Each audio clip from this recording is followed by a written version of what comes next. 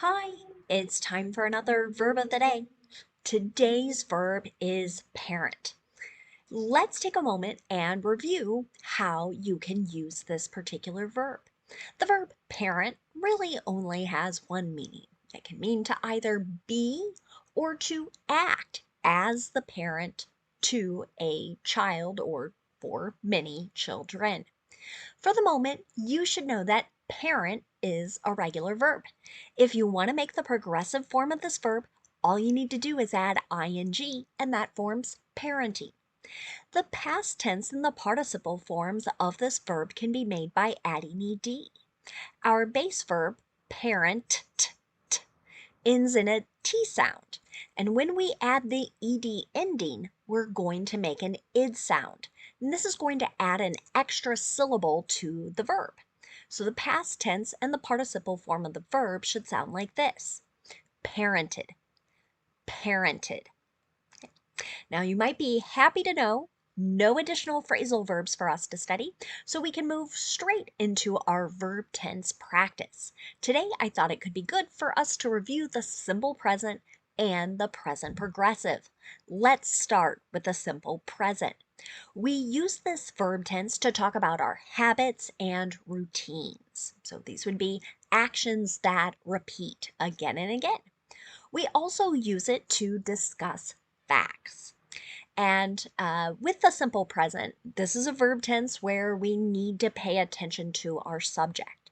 If our subject is I, you, we, or they, we're just going to use the base verb, parent. But if our subject is he, she, or it, we want to add an S to the end of the verb. Okay? You'll be able to see this in our first example. It says, almost everyone parents this way in Norway, with an emphasis on independence and responsibility. Now, a couple things I want to point out about this sentence, and this is something many students have told me can be really confusing. So you look at everyone and you think many people, right? Or in this case, almost everyone sounds like a large group of people. However, the noun everyone is a singular noun. So that's why you see an S on the end of the verb in this particular sentence. This sentence came from an article where someone was discussing sort of differences in uh, the way mothers, fathers, other guardians um, uh, guide their children. Particularly, this person was sort of amazed at how independent fairly young children under the age of 10 were compared to here in the United States. Now let's talk about making sentences in the negative simple present. To do this, again, we need to pay attention to our subject. If our subject is I, you, we, or they, we're going to use do not and then the base verb. But if the subject is he, she, or it, we'll use does not and then the base verb. Notice I'm not adding an S to the end of the verb here. Let's look at an example sentence.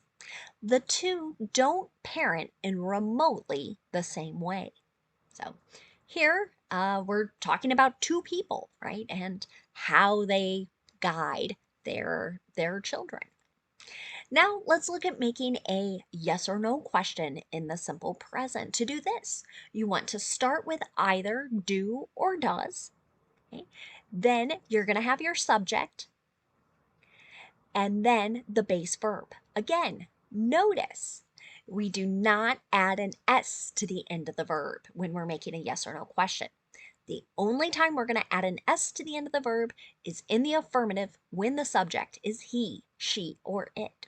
Let's look at our last question. It says, do you parent in the same way your parents did?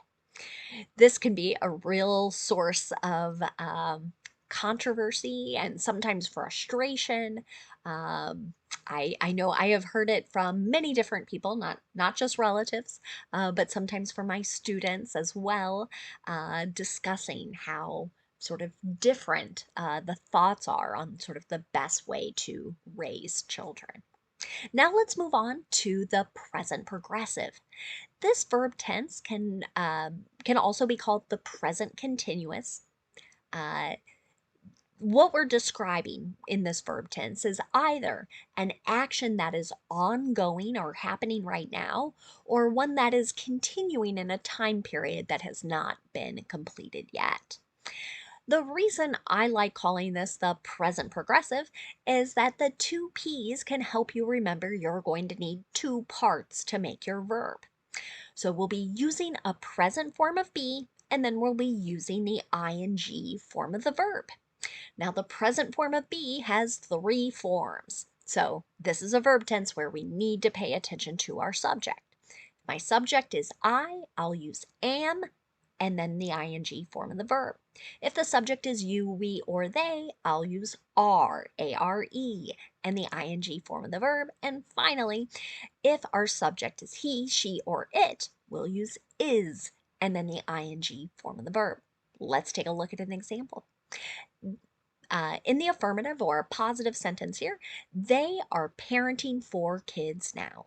That word now is a great time signal, right? Letting you know this is an ongoing or continuing action.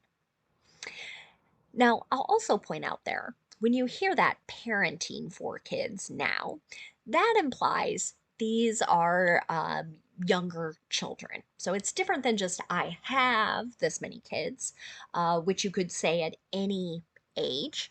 But for the most part, once the children become 18, we don't always use that verb to talk about the relationship and the actions that are ongoing. Now let's move to negative present progressive.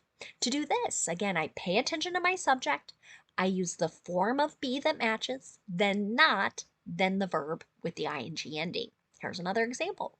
She isn't parenting alone, right? So not doing all those responsibilities that come with raising children. Finally, let's look at making a yes or no question in the present progressive. To do this, you want to start with your form of be, whatever form matches your subject, that subject comes next, then use the ing form of the verb. Here's another example. Are these caregivers also parenting young children simultaneously? I've seen questions like this to note sort of the challenges that some people have providing care for older family members. This could be parents or grandparents, older siblings, while also being responsible for caring for younger children. Now, let's move on and talk about some words that are related to our verb parent. And the first word we're going to discuss is just the noun form of this word. The noun parent can have a couple different meanings. The first way to use the noun parent, which is also spelled and pronounced exactly like our verb, is to refer to either a father or mother. So, an example of how you might hear this: did a parent sign your permission slip? This might be a question a teacher asks their students, right? Generally want to have permission to take a child off school grounds. Another way to use the noun parent is to talk about a person who brings up and cares for another. An example of this in a sentence might be, foster parents are impressive people.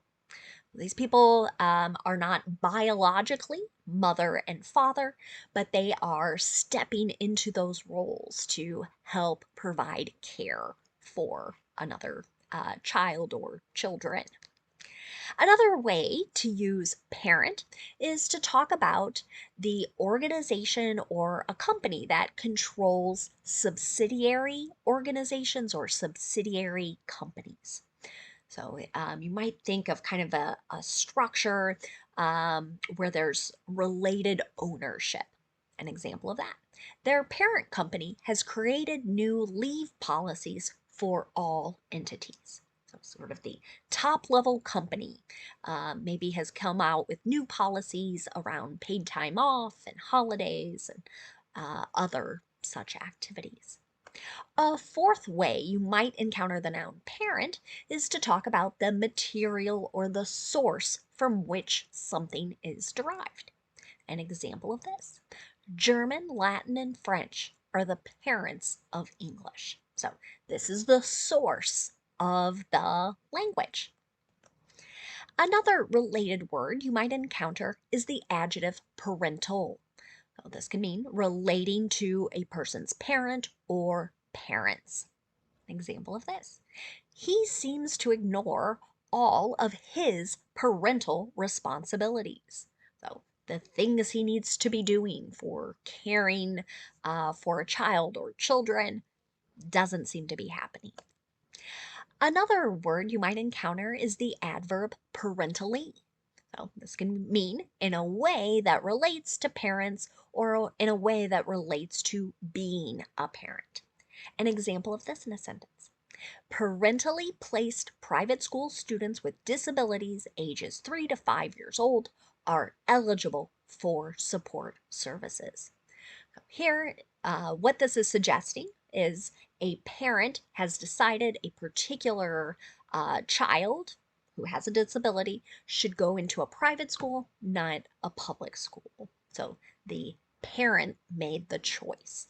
And so that's why you're seeing the adverb used there. The last word I'll leave you for today is the noun parentage. This can refer to the identity or the origins of one's parents or something. An example of this: the Vietnamese woman long suspected she had American parentage.